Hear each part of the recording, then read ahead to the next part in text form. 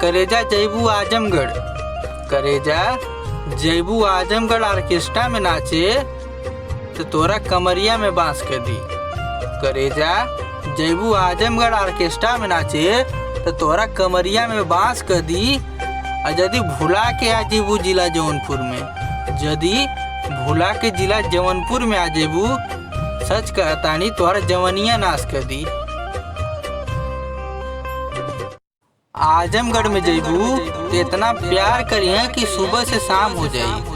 करेजा जिला आजमगढ़ में जैबू तो इतना प्यार करिए कि सुबह से शाम हो जाई। और एक बार आ जेबू जिला जौनपुर में, तो एक बार जिला जौनपुर में आ जेबू तो मरिया ऐसा लबेदा कि छेदा जाम हो जाई।